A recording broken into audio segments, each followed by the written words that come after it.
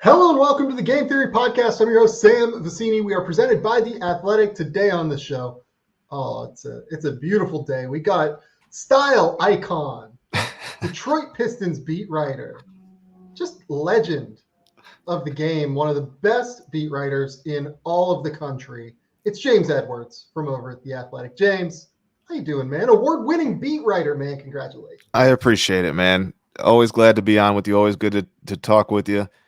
Um, yeah, it's been good getting through the season. It's been a little more fun covering the team last month or so. But the NBA in general has been a lot of fun this season, despite the craziness of COVID and all that stuff. But it's been good. I've enjoyed it. Love following along with what you're doing. I'm very excited for this draft class in a weird way. And you're part to blame. So thank you for having me on. That makes one of us, James, because I've been talking about this draft class for a long time, and it's getting tough. Getting Yeah, tough to find new angles, even though we don't know who half of the first round picks are going to be this right.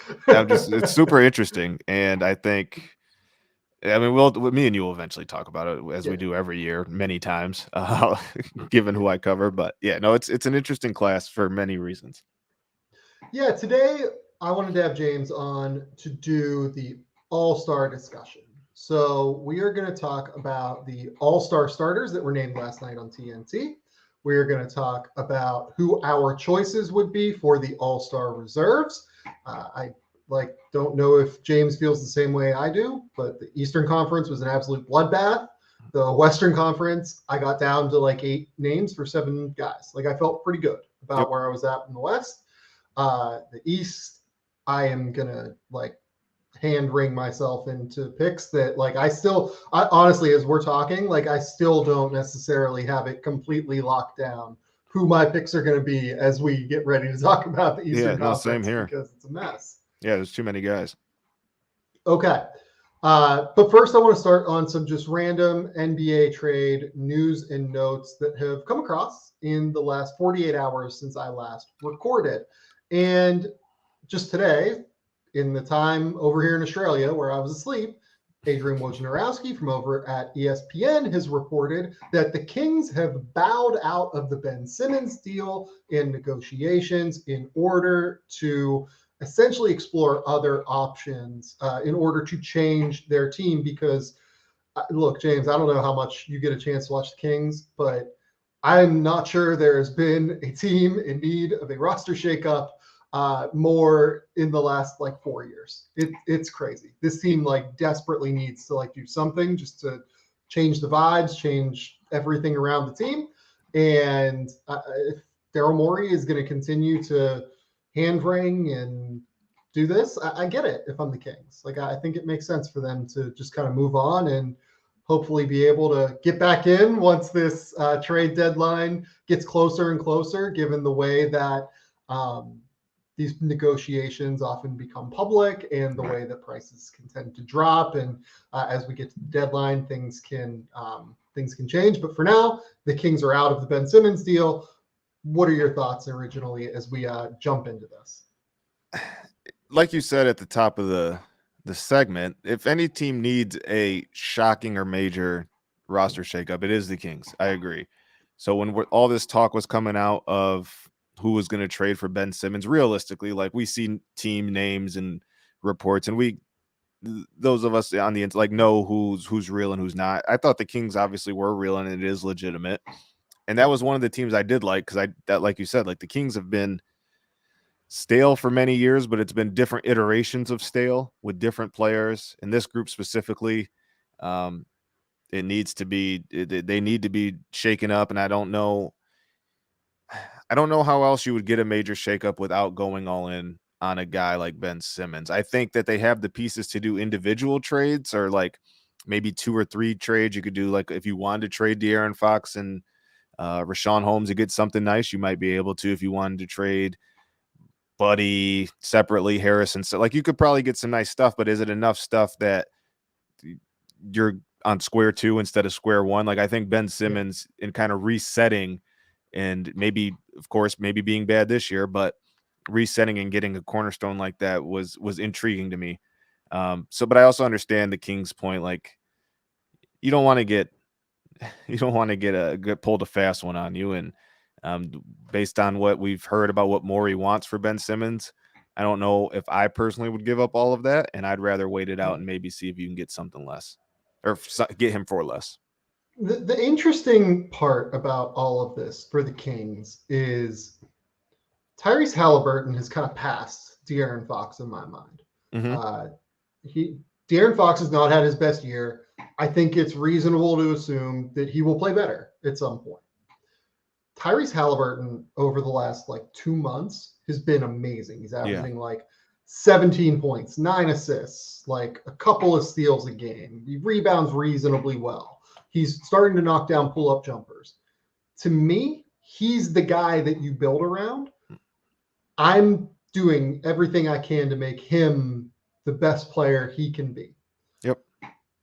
Trading for Ben Simmons is an interesting player for Tyrese Halliburton, given that Tyrese is a bigger point guard.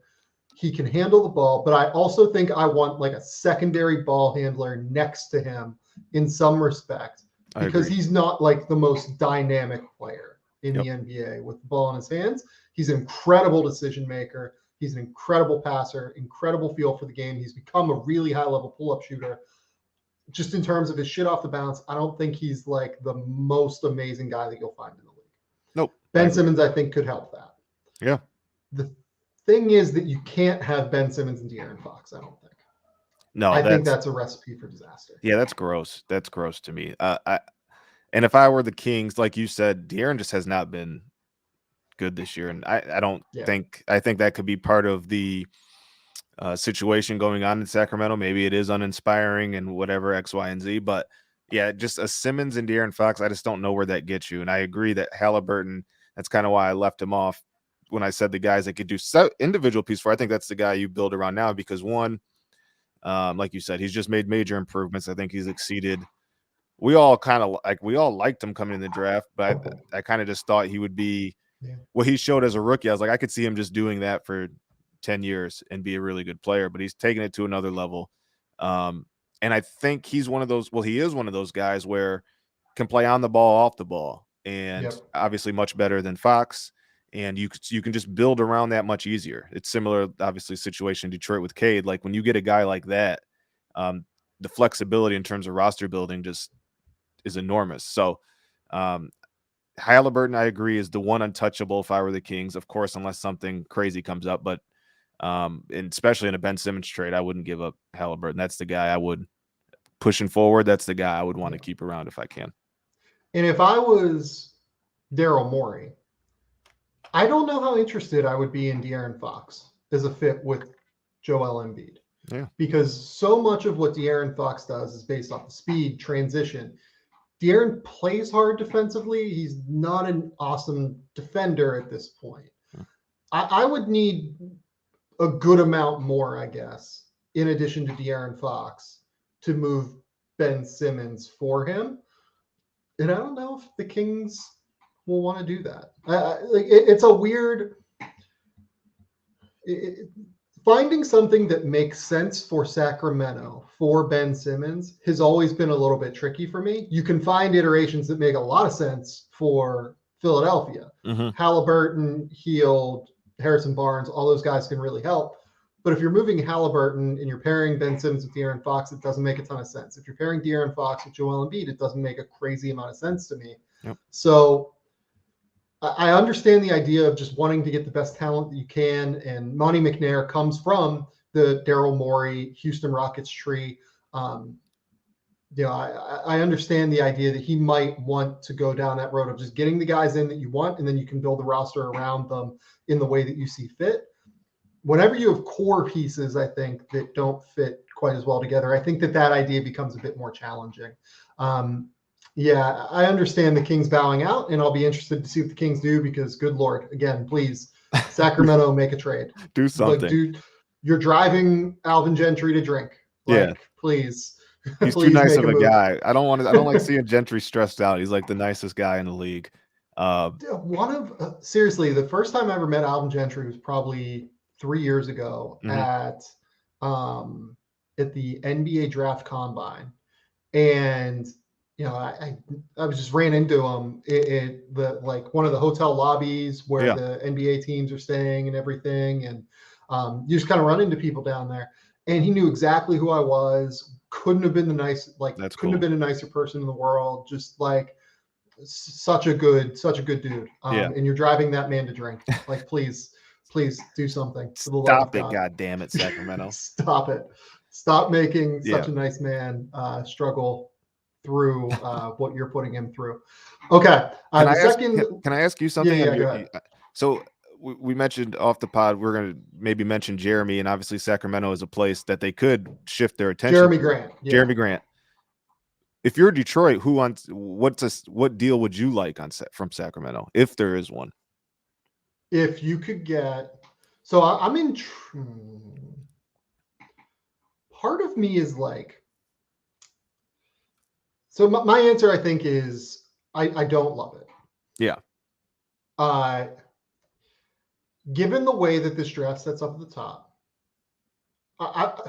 it's hard for me to find. It's hard for me to find a move. Like, I think there's a real nugget of an idea behind Richaun Holmes and Jeremy Grant. Mm-hmm.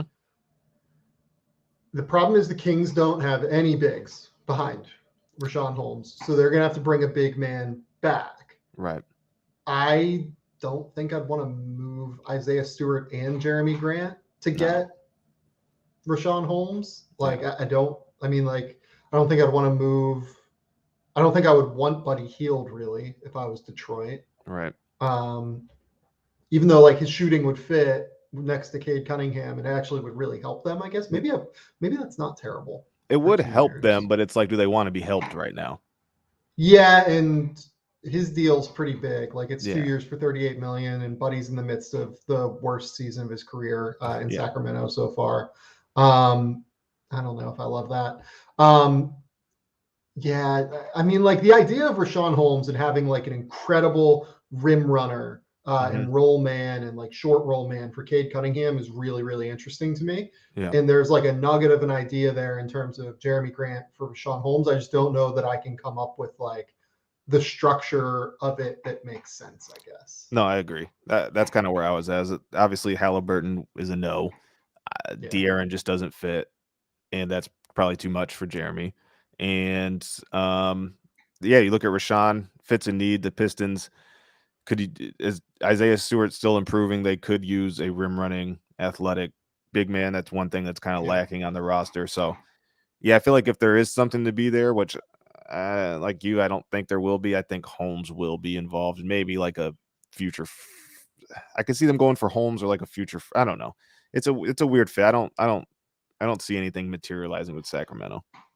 Not for Grant, at least. I think the problem is I think that I personally would rather have Richaun Holmes than Jeremy Grant. Fair. If I was Detroit. Yep.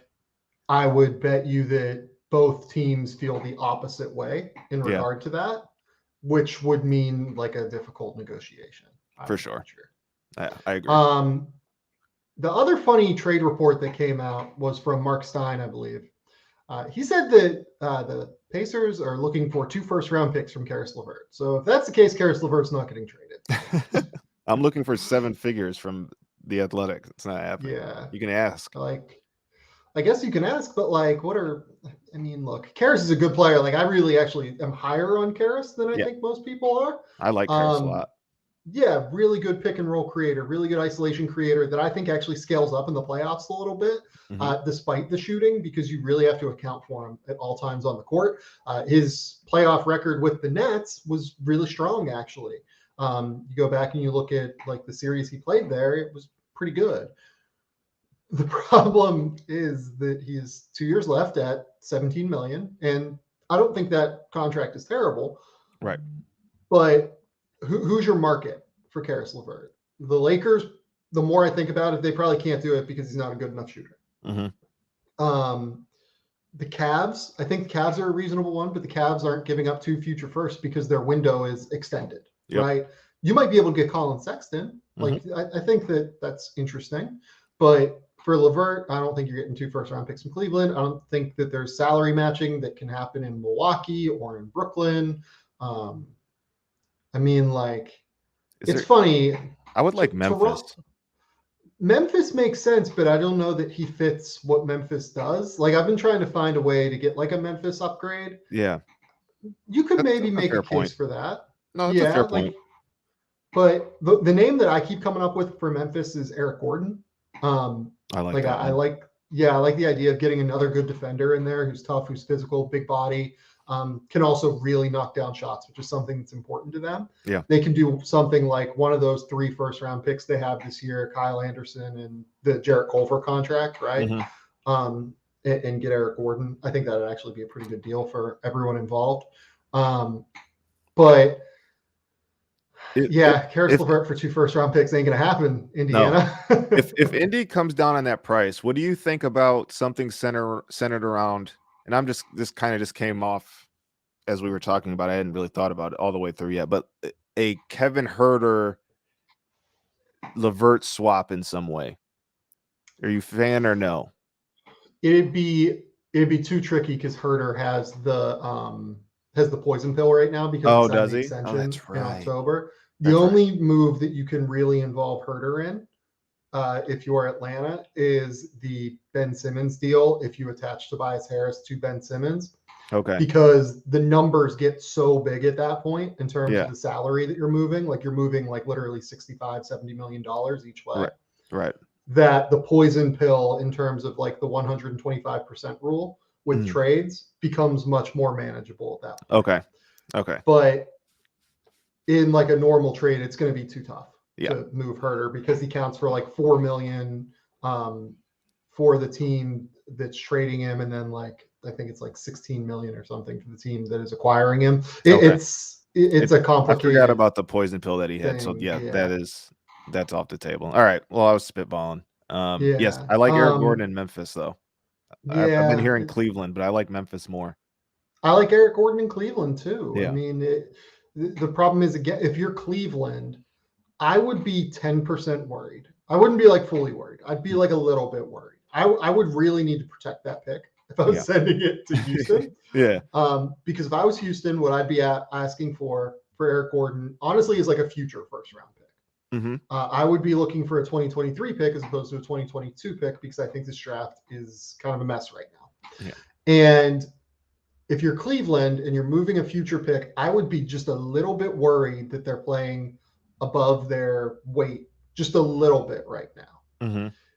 And even if they revert, like we've seen Atlanta revert this year, we've seen the Suns in the past. Like the team that always stands out in my mind with this is like the Jeff Hornacek Suns that won like 49 games and missed the playoffs. Yeah, or the 10th seed or something like that, right? They were the 10th seed, and then they reverted back to like a 30-win team after that. Yeah, I think Cleveland's on the rise. I think that Evan Mobley's awesome, and it's probably going to stop them from having that happen.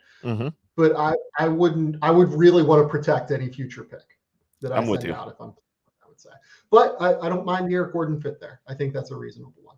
Okay, we've gone for 18 minutes on trades. Let's go and move into the All-Stars because we wanted to do that. All-Star starters were named last night. In the West, we've got Stephen Curry, John Morant, Nikola Jokic, LeBron James, and Andrew Wiggins.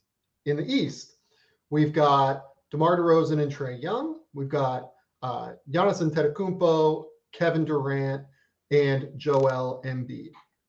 James voted on All-Star starters as part of the media. How similar did that look to yours? Everybody in the West except Wiggins, obviously. I had Gobert. And then in the East, which was obviously tough, I had Fred VanVleet over Trae. I know Trae is obviously having a phenomenal offensive season. The All-Star game, people don't care about two-way guards, those little bulldogs like Fred VanVleet, so I get that. But and while the Hawks have played better as of late, I just didn't really want to reward Trae, who doesn't even try defensively. So that's like the basketball nerd in me coming out. Like, I know people don't give a damn for the All-Star game, but like Fred has been so good offensively, so good defensively. Pascal Siakam was missing for like a good part of the season. He's kind of just come around as of late. That Raptors team isn't as good as the record is to me. I like them, but I feel like they're still like a guy away. So for them to be in the position they're in, I just really wanted to reward Fred. And then obviously Wiggins is, I'm sure we'll talk about it, but got the nation behind him, of the nation of Canada, and everybody And hates Rudy apparently, Gobert. and apparently some K-pop Yeah, stars. yeah. That might have Shout out been to a Anthony thing. Slater with the K-pop story, and Yeah, everybody hates Rudy Gobert, so he was the one to benefit from that. yeah. I mean, the players had Rudy Gobert relatively low as well. Yep. So, look, let's. I think that the West was fine. Like, I probably would have gone Ja Morant over Devin Booker. Devin Booker would have been number 3 for me. Mm-hmm. In terms of the front court. The front court in the West is weird this year just because there's been so many injuries. Kawhi Leonard, Paul George, Draymond Green missed some time. Yeah. Anthony Davis as well. I personally would have picked Draymond Green, but that's not a surprise to listeners of this show. Yeah, I thought about it. Draymond Green is like, the best. I love Draymond Green unconditionally. Same. In the East, I probably would have gone Trey and DeMar, and I would have gone with all 3 of those guys. So, like, I don't really have a lot of complaints in terms of the all-star starters. I also don't really care that Andrew Wiggins is an all-star. I don't like, look, Andrew Wiggins has had a very strange career. And going back to being called Maple Jordan, he was like the number 1 recruit in the country. He was like the next LeBron, everything like that. And it seems like, just given his personality, he's like a pretty quiet guy, pretty reserved. That's not something he asked for, right? So for him to go from like essentially like pariah in Minnesota, where everyone hated his contract, seemed like people were mostly done with him, to reframe the narrative of his career in Golden State and become a guy that I think people are like good with watching, and he's become a successful part of a really good team. I like it. Like, I like the story. Same. I'm not going to make a case that he should be an all-star. I'm not going to like make a case based off the basketball, right? But it's an all-star game, and it's Andrew Wiggins, and I'm just not going to get too up in arms about the whole thing, I guess. Like, congrats to I would rather be congratulatory toward Andrew Wiggins than like parse and hem and haw about the whole experience of voting. I agree. Like you said, it's the all-star game. Who really cares? It's the fans. It's a game for the fans, and the fans spoke. Whether or not that's due to him being from a country that obviously wanted to get him in, great. That's fine. That's what happened. He's been really good this year. First, I think that's like buried the lead. Like, he's been really good this year, as you mentioned. He's probably been a top 25 player in the West, something like that. For sure. Like, I don't think if he would have made the all-star game just in general, not even a starter, like, I wouldn't have batted an eye, because he's been fine. He's, like you said, he's been one of the best 25 guys in the West. And like, I don't know. I don't. To me, like, does he deserve to start based on performance? No, but like, does he deserve to be an all-star? Yeah, you can make a case for that he's an all-star. Like, I wouldn't, if somebody really wanted to fight for it. I wouldn't bat an eye. Like, he's been good this year. Yeah, he's a really good defender. I mean, you watch him last night. I mean, like, he was defending his balls off, and like, he can actually shoot now. Like, he's a really useful player. I'm just like, I'm not gonna make case he's like a phenomenal player who's among one of the 5 best players in the Western Conference, but I'm just not gonna not going to complain that he's in the all-star game and we need a referendum on how we, pick the all-star starters. Like, I don't know. Just not gonna dive into that world here. I understand if people want to do it, but I'm not going to do it. It's a half-ass process for a half-ass game. Right. It's all entertainment. Yeah. Right. Like, if you really wanted to do it, I mean, I'm sure you saw some of the player votes. Like we had Neemias Queta, we had Corey Kelton Johnson Joseph. had like 11 votes. Corey Joseph had votes. Like, Jonathan Kuminga got a vote. Like it's just as much as it's fans that picked Andrew Wiggins. The players also played a significant role in this as well. The media played a significant role in this. Like I don't have a problem with involving everyone in the process. Do I wish that players would take it more seriously and people like Nimi Keita wouldn't get a vote? Right. Yeah, I do. And honestly, there were probably like 100 votes that were like pretty indefensible for what the purpose of this was. But like whatever, it's an all-star game. Like, and then that's like content in itself. Like people love seeing who the random player is that guy. I don't know. It's just this whole all-star experience is content driven, and as long as it's not goofy come all NBA time, I'm fine with it. Right. So Andrew Wiggins, just for reference here, he's averaging 18 points, 4 rebounds, 2 assists per game. He's shooting 48% from the field, 41% from three. He's played really, really high-level defense. I wouldn't quite say he's like an all-defense team guy, but I would say that he has been a very positive defender on what has been the best defensive team in the NBA this season. Look, good player. I'm not gonna like sit here and parse with it. Okay, let's take a quick commercial break, and we will get into our All-Star reserve, starting with the Eastern Conference. Which, what a bloodbath! What an absolute bloodbath!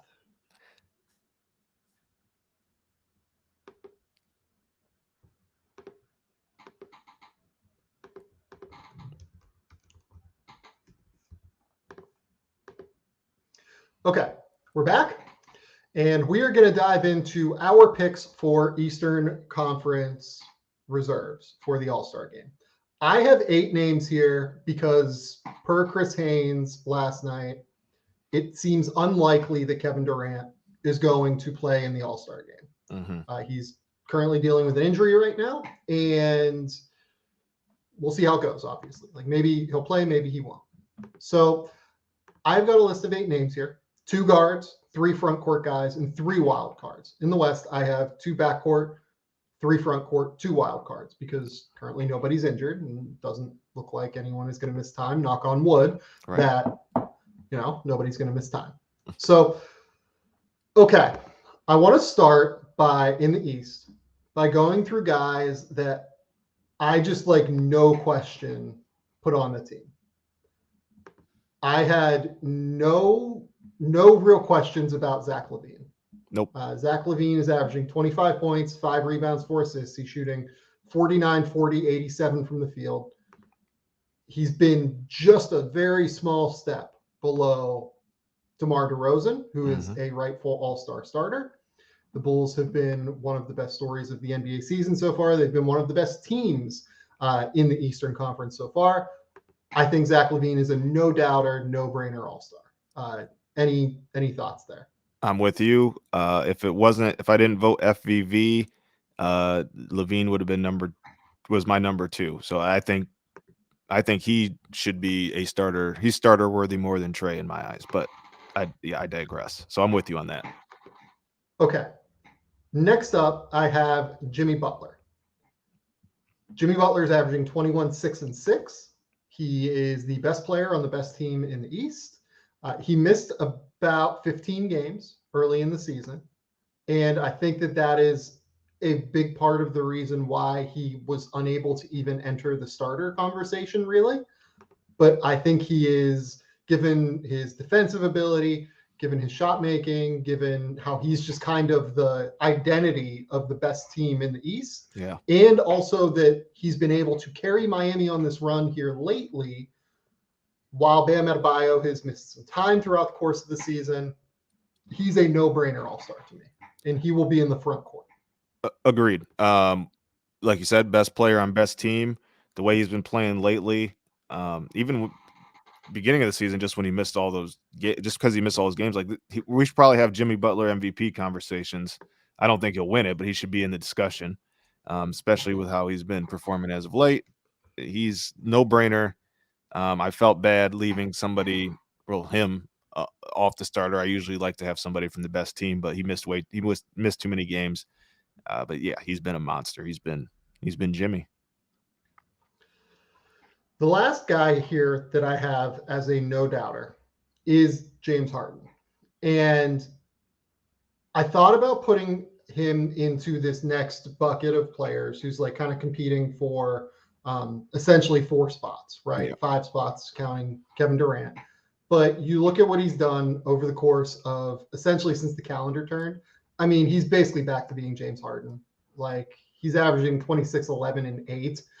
He's shooting 44 from the field, 34 from 3, and 85 from the line. He's been a bit less efficient than what he typically is, but like I feel like James Harden it's hard to get past 26, 11, and 8 over the course of essentially, half the season if you want to push it back and include the previous games before that. So to me, James Harden probably has to be on the team, even though I have some reservations in a way that I typically don't with James Harden.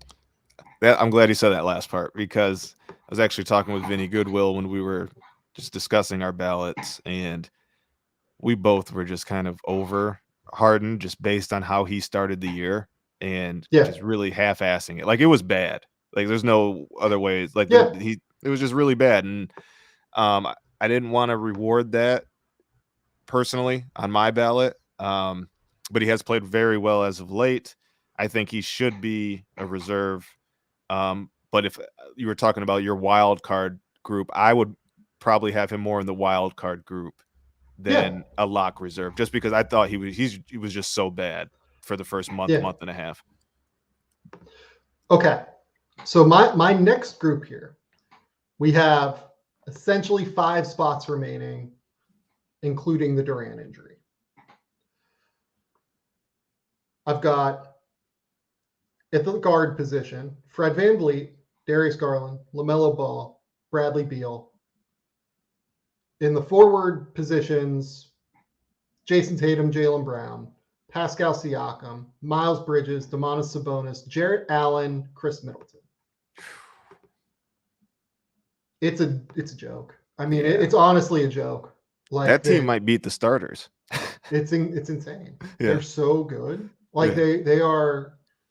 This is like an absolute bloodbath. To have to pick 5 guys of that group is exceptionally difficult. Super. The first guy for me was the guy who was a starter for you, Fred VanVleet. Okay. I wanted to reward Fred VanVleet. He's been one of the best defensive guards in the NBA this season, in addition to being one of the best lead guard scorers, creators in the NBA. To me, so the conversation that I've seen has centered often around Darius Garland and Fred VanVleet. People look at Darius Garland's passing and try to make a case for him over Fred based off of that. The level to which Fred is a better defender than Darius Garland just kind of supersedes all of this. Like, Darius is a slightly better passer than Fred VanVleet is. Fred is one of the 7 or 8 best guard defenders in the NBA, and Darius Garland is a below average defender. Yep. So I have Fred VanVleet over Darius Garland. I have Fred VanVleet locked into one of my wild card slots. I would imagine that you don't really have you don't have a argument with that, given that you voted Fred VanVleet as a starter. Nope. I love it. I think he deserves playing nearly 40 minutes a night, having his most efficient season. Like you said, one of the best defenders and guard defenders in the league. No beef at all. I was hoping Fred got the starter spot. Okay. Let's go to the forward spots, because this is where I really struggle. We've got Tatum, we've got Jarrett Allen, Domantas Sabonis, Pascal Siakam, Jaylen Brown, Miles Bridges, Chris Middleton. It's a big group. Yeah. The top guy for me on that list was Jason Tatum. I have him. I know he's not having the most efficient year, but he's been pretty good defensively. The Celtics, he's averaging 26 points a game, 8.5 rebounds, 4 assists. Mm-hmm. I would still like to see him move the ball a little bit better. I would still like to see him be a bit more efficient. Here's the thing. We've complained about how bad the Celtics are throughout the course of the season and how frustrating they've been to watch. Celtics outscore opponents by 9 points per 100 possessions when Jason Tatum is out there. Jason Tatum is the last part of the problem for the Celtics. Yep. I have Jason Tatum as my number 2 forward, behind Jimmy Butler in this discussion. I'm with you. Like you said. That's why I hate doing a pod with you, because you're so damn smart. Like, I feel like I'm just recycling what you're saying, but yeah, Well, like he's the last problem on the Celtics, and he's been putting up good numbers.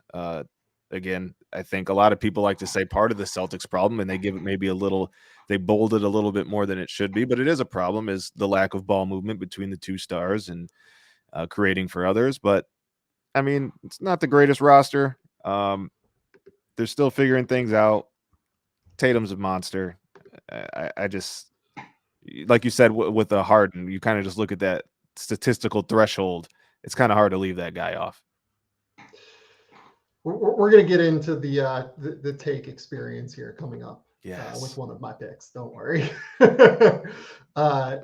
I really want to get, not just because the game is in Cleveland, but I think that you need a representative from the Cavs. In some regard, this team is good for a reason. They are 30-19 so far this year at time of recording. Mm-hmm. They are one of the best defenses in the NBA. None of this is fluky. Like, they've played the 6th hardest schedule in the NBA. They're outscoring their opponents by a good margin. Like, nothing that they've done is fluky. Nope. So trying to find the middle ground between all of the disparate pieces with the Cavs is hard, because Darius Garland is what keeps them afloat on offense. He's like the biggest reason that they are able to take advantage of their defense. Yep. I think Evan Mobley is the most important defender on their team, because he unlocks their 3 big lineup that takes, so much space up on the court, essentially, and makes it harder for opposing teams to get into their sets, to score in the paint, to do everything. Mm-hmm. I think both of those guys are players that I had like real internal discussions on. My pick ended up being Jarrett Allen. I knew that was coming. I like that. I thought that he represented the middle ground between Darius Garland and Evan Mobley really well. Great point. And you look at how effective he is offensively as a scorer. He is averaging 16 points, 11 rebounds. He's shooting 69% from the field. I've long been like a skeptic of Jarrett Allen's actual value defensively up until this year. Mm-hmm. The Cavs have unlocked his ability to protect the rim. They've unlocked his length at the basket. He has been phenomenal around the basket this season. The question between Jarrett Allen and Domantas Sabonis will come up, right? Because Domantas Sabonis is averaging, I think, 19 points, 11 rebounds, 5 assists. So the counting stats favor Domantas Sabonis. Mm-hmm. When you watch Indiana, it feels like to me there's like this weird push-pull between Rick Carlisle, like running what he wants to eventually implement, and like trying to utilize some of the stuff that has made Domantas Sabonis so good over the years, like running triple handoffs away from the basket and, doing some like mid-posty stuff. Like it feels like they haven't totally unlocked him yet. No. And while the numbers are very good, I don't feel like his impact is quite as felt for me for some reason this year. When I watch the Pacers, look, they're not very good either. Right. Like, part of that could be that reason, right? They're 17-32 at time of recording this podcast. So like, part of me doesn't want to reward a team that's 17-32, and I know that like the Pacers, a lot of it's just been close games, but like, it's also when I watch them, like, it just doesn't feel like Sabonis is having quite as good of a year as he has the last couple of years. I agree, and I think what you said, the caveat of the impact, and like, yes, the numbers are really good, but like, you have to watch the Pacers to kind of understand. It's like, I struggle to put it into words. Like, if anybody hasn't watched the Pacers and are like wondering, looking at Sabonis, like, how is Sabonis not an all-star? Like, if you watch, there's not the fear of God. No, he doesn't put the fear of God in anybody. He puts up good numbers, but I don't think an opposing big man is going in there afraid to guard Sabonis. I don't think they're afraid to take it to Sabonis on the other end. They're working out kinks. That roster is, we've talked about it for, I mean, it feels like years now. Like, the roster is just weird. Carlisle himself is trying to figure out the best way to use Sabonis. Seems like naturally he wants him to step out and shoot some more threes. Sabonis is kind of reluctant to do it. It's a mess. And this is not to discredit Sabonis's development and where he is as a player. Like, I still classify him as an all-star level player, but his impact just has not been the same this year. I don't know. When I think of all-star, I think of, does this person put the fear into somebody also? Like, and Sabonis doesn't just seem like a fearful guy this year. Yeah, and look, like, we're comparing him to Jared Allen. I don't know that Jared Allen puts the fear in people, but I think he probably does defensively to some extent. That's where my drive onto the interior. The Pacers are about the same offensively right now, whether Domantas Sabonis is off the court or whether he's on the court. They're better defensively when he's on the court right now because they just hemorrhage offensive rebounds whenever he's off the court. Like, it's staggering how bad their rebounding is outside of Domantas Sabonis. And to some extent, I think that, like, it's worth attributing that value to him. Fair. I just couldn't quite get there with Sabonis. I think that the production from Jarrett Allen and his ability to create space for Darius Garland by being such an impactful roller to the rim, it is close enough to Sabonis's value offensively, even though it does not exceed Sabonis's value offensively, to where, to me, Jarrett Allen, who has been, I wouldn't quite have him as an all-defense big man this year, but he's in the conversation. It's damn close, as an all-defense, forward this year, all-defense center, whatever he's going to be classified as. I think that exceeds Domantas's value, and that's why I have Jarrett Allen as an all-star. And plus, it is nice to have someone from Cleveland, given that the game is going to be in Cleveland. Yes. I like the way that you put that. He's the proper middle ground. It's like, obviously he's not the most flashy player and he's not a creator with the ball, but I would call Jarrett Allen a BB on both sides of the B plus on both sides of the floor. And then I would call, like, Garland B plus C minus, and then Mobley A minus on defense, and then maybe just like a B minus C plus on offense right now. Like, I think that's just a good middle ground. Jarrett does everything you've asked of him at a high level, and I think that's important. The one guy I was really hoping, and this is obviously, I'm biased with this one in the way he started the year, but he obviously cooled off, but has had some moments since then, is Miles Bridges. I thought that would be cool for him to kind of work his way in there. I think he's probably, why am I having a blank? How many total reserves are there on the actual team?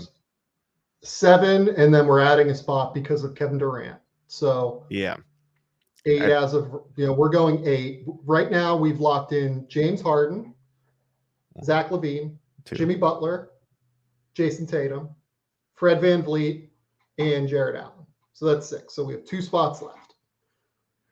We've got 2 spots for Drew Holiday, Darius Garland, LaMelo Ball, Bradley Beal, Miles Bridges, Domantas Sabonis, Chris Middleton, Pascal Siakam, and Jaylen Brown. So, okay. When I watch the Hornets, I think LaMelo is the more impressive player. Yes. I know that Miles's numbers are a little bit better in terms of the counting numbers. When LaMelo I watch the Hornets, unlocks I'm all like, that. LaMelo's the guy. Yeah, he like, unlocks all that. So to me, LaMelo above Bridges. The next question for me is Darius Garland, Drew Holiday, Bradley Beal, LaMelo. I'm good with another guard there. Mm-hmm. The guy that I have in the spot right now, and I'm willing to be talked out of it, but the guy I have right now is Drew Holiday. That's fine with me. I was hoping you didn't say Bradley Beal. Like, Bradley to me is like, I don't even want to have him in part of the discussion with the group you named. So, like, I think that we're kind of being harsh on I Bradley. understand that, Yeah. but yeah, I think there's like a little bit of harshness on Beal this year. You look at what the passing is like; he's been awesome as a distributor this year compared to last year. Like he's been so good getting them, playing next to Spencer Dinwiddie often and getting them in and out. Like I get that the defense is bad, but he's still averaging 24 a night. He's making a more concerted effort to play team basketball this year. The Wizards were really good to start the year. Like, and I know that Bradley Beal did not start the year awesomely, but like, I don't know. I couldn't get I still Beal love in. him. Like, yeah. Yeah. I don't have Bradley Beal as an all-star. I'm with you. But you start comparing the numbers next to Darius Garland, and they're not far off. Right. Like they're actually, there's a pretty real case that you should pick Beal over Right. Darius Garland. Right. So that's kind of why I think you have to throw him in. I would have LaMelo over both of those guys. I ultimately went with Drew Holiday over LaMelo because Drew Holiday is just such a ridiculous defender. He is averaging 18 points, 5 rebounds, 6 assists, turning the ball over at a very low level. And look, like you just watch Milwaukee, like so much of their identity is obviously Giannis, but like Drew Holiday has slid right into that so well. I personally would have him as Milwaukee's second All-Star over Chris Middleton. I think that Drew's been a little bit better offensively this year. Like Chris isn't having his most efficient season shooting from the mid-range, and obviously isn't nearly as impactful defensively as Drew Holiday. So when I watch Milwaukee, I think that Drew is their second best player right now. And then like the defense again versus LaMelo is just like a big difference for me. I went Drew Holiday in this other spot here in my second wild card. I like that. You actually talked me into it as you were going, because I would have sounded. I definitely think in my mind and how I tend to vote. I like to, as I mentioned with my FVV pick, I really like to, if a guy has good enough offensive production, if he's a borderline elite defender, I like to reward that guy just because that's basketball. Like you have to pay both sides of the floor. I know it's not glamorous, but there are guys who do it and do it at a great and high level. So with that said, that would contradict my kind of FVV over Trey if I said LaMelo over Drew. But there's part of me that wanted somebody from Charlotte to be represented because, of course, I think some of us thought like they could be okay, but I don't know if we expected where they right now, 5th, 6th in the East, just 2 games back from Milwaukee. So like I tend to want to like have them have a mascot at the All-Star game. So that's where I struggle a little bit with not having LaMelo. But you're correct. I mean, Drew. I mean, we don't need to say anything about Drew. Like we know what he is. The turnovers this year, like you said, I think that's a great caveat. Like especially with how much he's handling the ball and how much he's doing on the defensive end. Like the dude just is a machine. So I agree. I like Drew. And this is our last spot, our joint last spot, right? There's not one more. It is. I have a case that I want to make. Go ahead, do it. Pascal Siakam. He's picked it up lately. I think that Pascal Siakam has been one of the 20 best players, maybe 15 best players in the NBA over the course of his last, 20 games. Like since Toronto has went on this run where I think they've won like 15 of their last 25 or so. They've pulled it up to where they've been awesome. And they're back a little bit over. I think they're either 500 or one game over 500. They're sitting in 7th right now in the Eastern Conference. Siakam's the guy. He's averaging over that time 23 points, 9 rebounds, 6 assists. He's playing plus defense. Like he's kind of like the game between him and Fred VanVleet has been unbelievable. I know that we have 2 Raptors on this team, or at least that I would be voting for 2 Raptors, and that is not necessarily ideal for everyone. Yeah. It's an individual honor. You're right. I mean, you're right. So the other option is Jaylen Brown, who's averaging 24, 7, and 3, shooting 45 from the field, 36 from 3, 78 from the line. Again, playing plus defense, especially on the ball. How many games has he missed? So he's missed about 15. Yeah. And Siakam has certainly missed some time as well. And at the beginning of the year, Siakam was not incredible. Like Jaylen Brown's played 33 games, or Jaylen Brown's played 35. Pascal Siakam's played 33. Look, it's tossing, tough, man. It's a toss up between these two. I personally go Siakam because the level that Siakam, when he has played at his best, nobody has reached that of that group we're talking about. Over these last 25 games, I don't think anyone among this group has quite been as consistently great as Siakam has been. Agreed. Jaylen Brown, I think there's a real case for. I would not. If someone wants to pick Jaylen Brown, I would get it. If someone wants to pick LaMelo Ball, I would get it. I guess if someone wants to pick Sabonis, like Pascal Siakam versus Sabonis, Siakam's numbers are just better. He's averaging more assists even than Sabonis, which is kind of part of Sabonis's value, right? And obviously Siakam is playing better defense than Sabonis. Yeah. Between the two, I don't really think there's a case for Sabonis over Siakam. Miles Bridges is just kind of fallen off in terms of shooting. Yeah. If someone wants to pick Chris Middleton, I would get that. I wouldn't personally, but I would get that. I would get Jaylen Brown. I'd get LaMelo Ball. I can't quite get there on Darius Garland because of the defense. I mean, where are you at on this? And again, I might just be a hypocrite right now. I don't care. I do think Charlotte should be rewarded. Okay. And so I'm going to go LaMelo. Okay. I agree with you. Of the group we're mentioning, nobody's consistent greatness has reached that of Pascal's. I agree with you that Brown, when healthy, we talk about the two-way player this whole podcast, as excellent of a two-way player as it gets. Garland, the defense is just too bad, but then I'm sitting here picking LaMelo, who I think LaMelo at least has some instinctual stuff that makes it okay. But I guess, and Drew, I mean, who doesn't love Drew? But as much as this is an individual honor, I still tend to just feel bad if a team that is overachieving in the eyes of some isn't represented. So I'm gonna go LaMelo. It's kind of the same reason I didn't have Trey starting, because of how, even though they've won a bunch in a row or they've won a bunch of their last 7 or something like that, they're just underperformed. So I'm contradicting myself and not contradicting myself. I'm just gonna shut up and pick LaMelo. Yeah, LaMelo's averaging 19 points, 7 rebounds, 7 assists. He's shooting 42 from the field, 36 from 3, 89 from the line.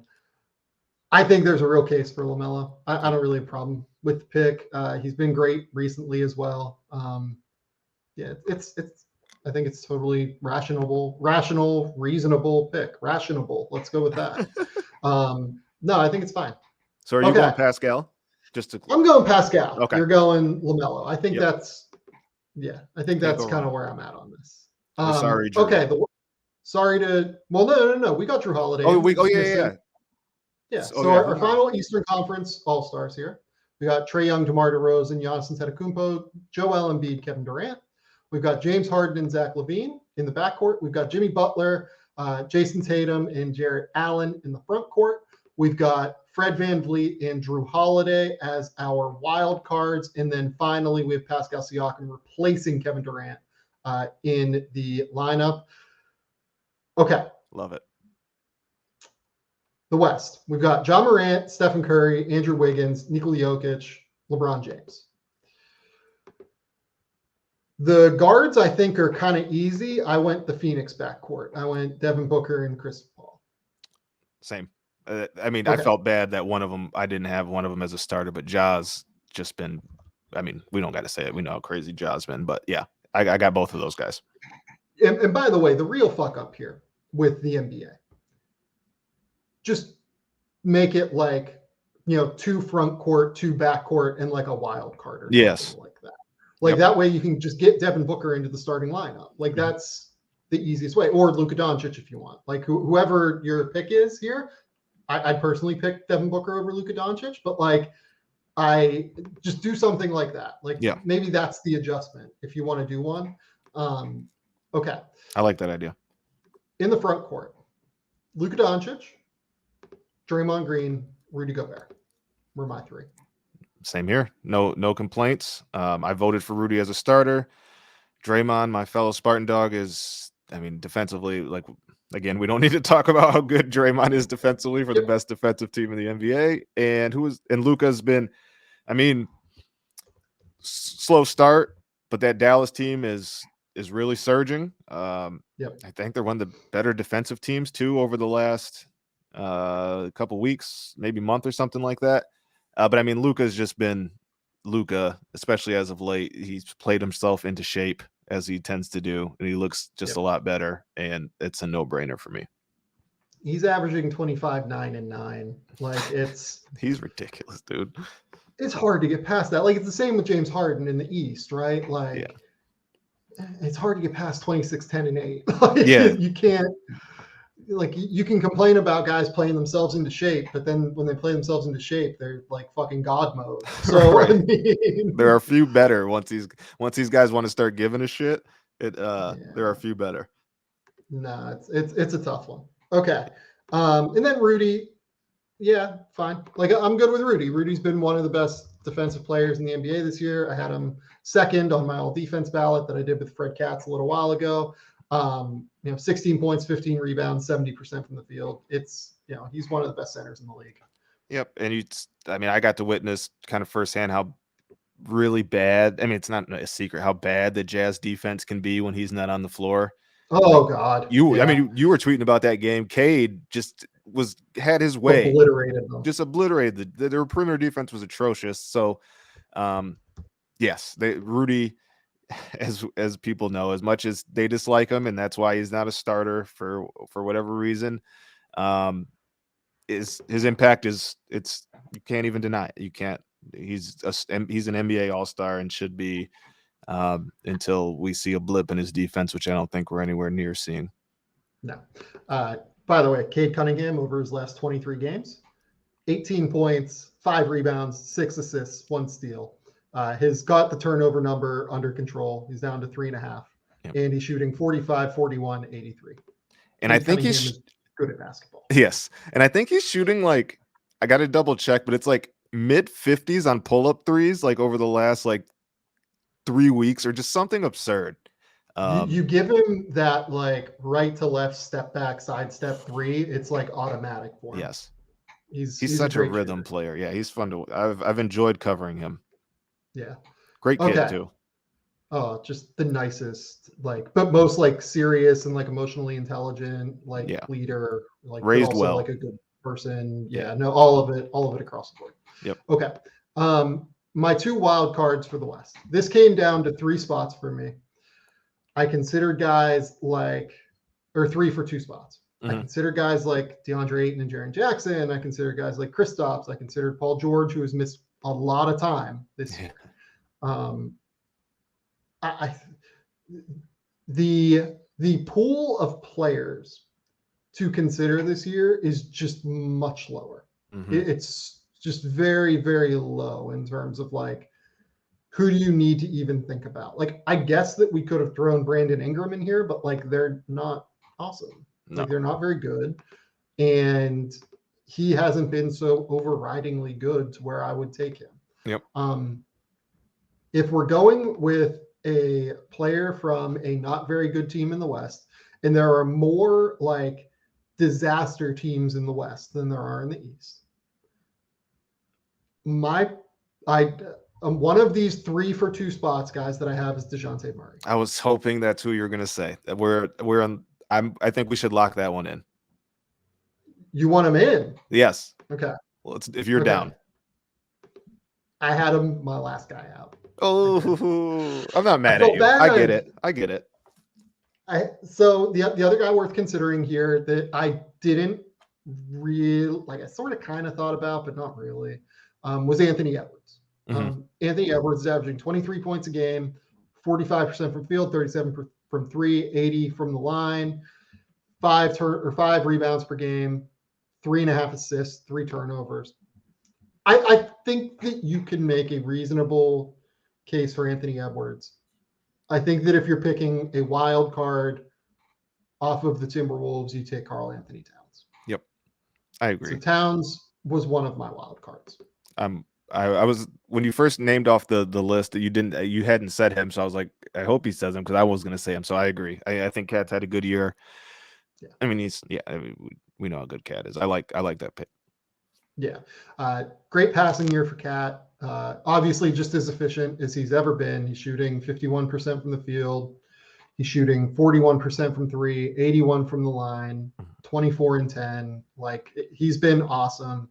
Chris Finch has really done a great job of kind of unlocking what makes him so good. To me, like Karl Towns, I'm in on the All-Star. The other guy I have is Donovan Mitchell.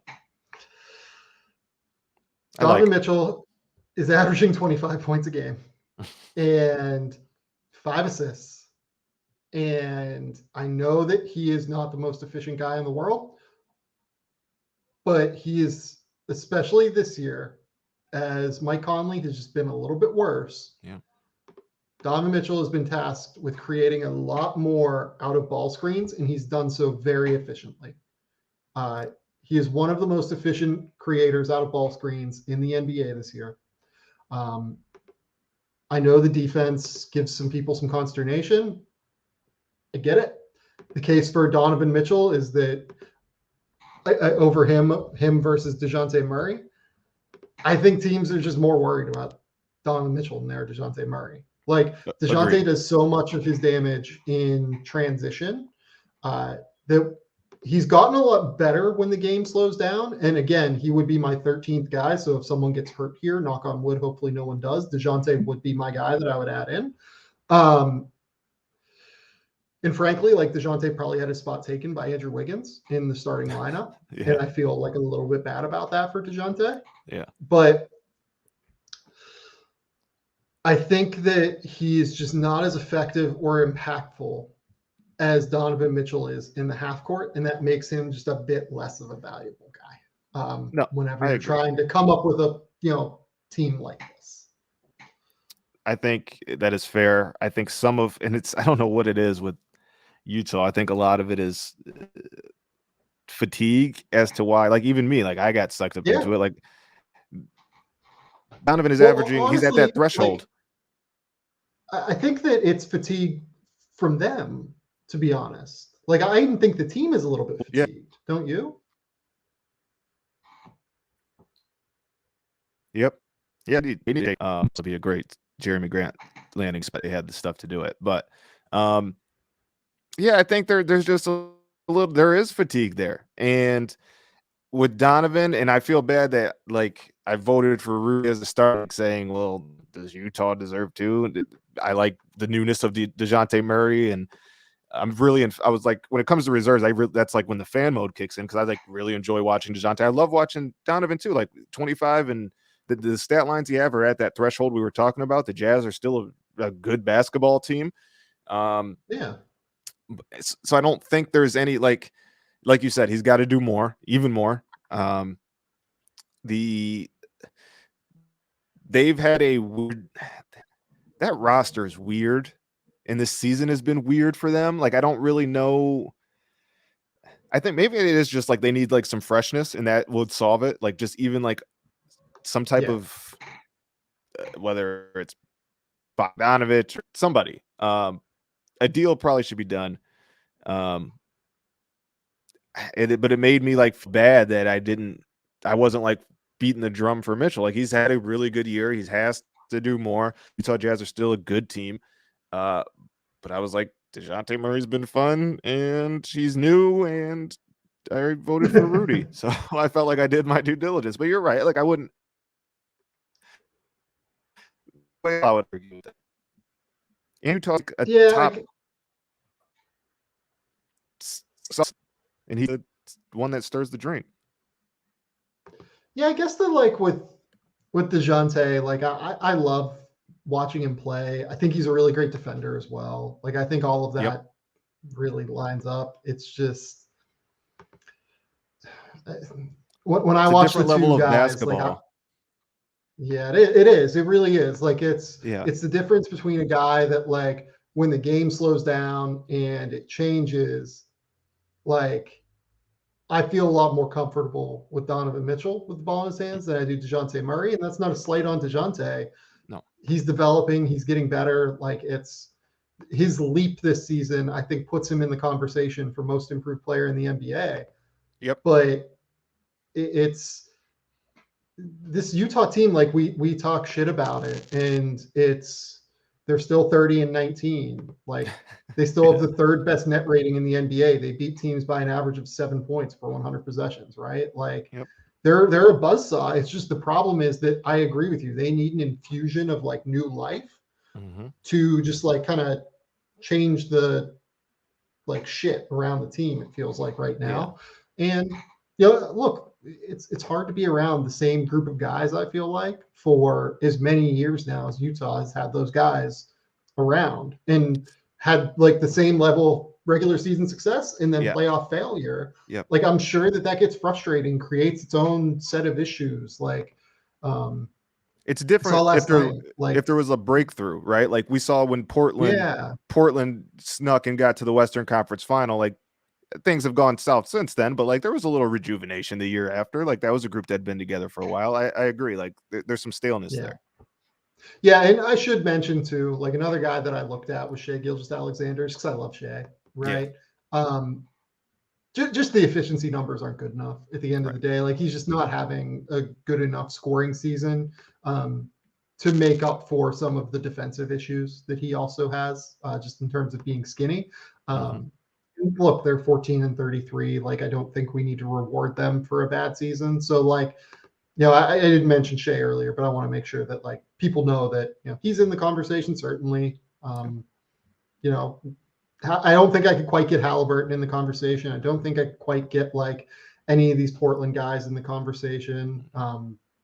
Even though like, look, Damian Lillard's played 29 games and averaged 24 and 7, right? But you can't get him in there. He's not the same guy right now with that ab injury. All right, the West was a little bit easier. I was gonna say I feel the same about Paul George too. And it's not his fault. It's just the amount of games missed.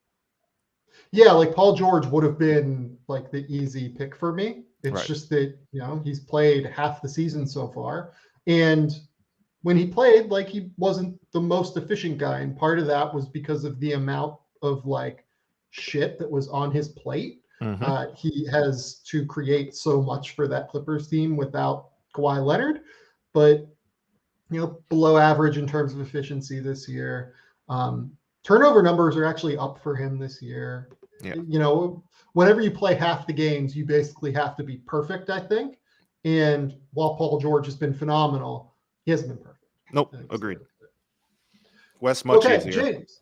Yeah, West was much easier. James, anything else going on? Like, what do we need to talk about here? Anything else? Oh, man. I don't think so. We've covered. I'm trying to think anything crazy going on. No, All-Stars, people yelling about Wiggins. We talked deadline. I think that's it. Get it, man. I think. Can I stake a draft take right now? The floor is yours. Benedict will be the best pro. Oh, when the dust settles. Let's go. I'm all in. Let's do it. I'm all in. I don't know why I'm all in, but I just have fun watching the kid play. I do too. What worries me a little bit is like he doesn't have that inherent creativity off the bounce. A lot of it's like straight line, jump stop into floaters, or like just pulling up from 3, right? He's improved as a passer this year, doesn't quite have like the passing level yet, but I've seen some stuff I've liked. When it comes to his passing, like I've seen some stuff I've liked, but I agree it's not all the way there. Yeah, he's very direct with his game. Not like you said, not a lot of wiggle. Almost in a good way though, like in terms of being direct with his game. Yeah, agreed. That's ridiculous. I'm gonna eat my words. It's like when I said Marshawn Brooks is the next Kobe. Everybody's wrong every now and then. Even though I stand by, and somebody tweeted this at me. I said I had like redug up the Marshawn Brooks take from when I was in college or high school or something, and somebody's like, "Well, Marshawn Brooks is Kobe in China," so you weren't totally wrong. He's averaging like 40 over there. Right. Like, here's the thing. For me and you, like, because what, James, you're what, like 27, something like that? I wish I'll be 30 in March. Yeah, so I turned 32 in April, right? Okay. People don't understand that, like, people like you and I, we grew up like on Twitter. Yes. So like we have like fucking like I've cleaned out my Twitter history because Yeah. I don't like dealing with like the fucking bullshit that people will like spout Troll. back at you. Yeah. Yeah, and just like troll. Like it's just not good for my mental health, to be honest. Right. But what ends up happening is that we have these takes from when we're in college that when we were really dumb. Yeah. And 100%. people like think that like it stands for anything. Right. And you know, it's tough. It's I was real 18 downing Heineken's 3 tough. times Yeah, a right. day in my dorm room when I tweeted Marshawn Brooks is the next Kobe. Oh my But everybody God, loved yeah. Marshawn Brooks. I don't know what happened. I mean, my favorite Marshawn Brooks story is like the wrong Brooks getting traded that one time. Do you remember that? Yeah, that was. I'll never forget that because that was during. Was that during summer league? No, was that in season? I think it was in season. I feel for like some we were reason. like all the. Yeah, maybe you're right. Yes, I will always remember that. That was insane. It was hilarious. Miscommunication. Well, Like, were they just on the phone? Yeah, we'll take Brooks too. Well, we have yeah, two. like Just give them the yeah, what worst are we one. doing here? They didn't Come on specify. now. How do you fuck that up? Oh my gosh! I need You a look yeah. like, I need a story on and it, like an oral history of that day. I kind of do too. Maybe that's a story to write at some point. Okay. This has been the Game Theory Podcast. Please remember, rate, review, subscribe. James, tell the people what you've got going on in your life. What do you have on the website? I know you just wrote a really cool story on Isaiah Stewart. I want you to be able to direct people to it. Yeah, I'm on Twitter at JL Edwards III. If you're a Pistons fan or not, I'm on the Pistons tab at The Athletic. Yeah, I just wrote story about Isaiah Stewart. Everybody knows about the motor, but like he's a really studious guy as well. What else have I done? Yeah, just a bunch of random stuff. If you want to read about a fan who went and saw the Pistons play at every road arena, you can do that. If you want to read about trade stuff, you can do that. If you just are bored, just go ahead and click on the Pistons tab, follow on Twitter.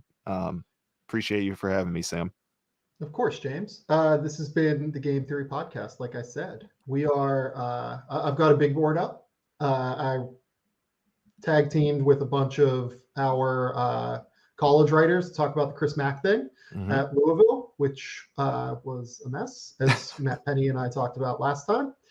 What do I have coming up? I'm starting to work on rookie rankings. I have like a first pass of rankings. I'm starting to work on some of that. And then I should have a trade story with some close friends of this program coming up next week. But until then, and until next time, we will talk soon. Bye.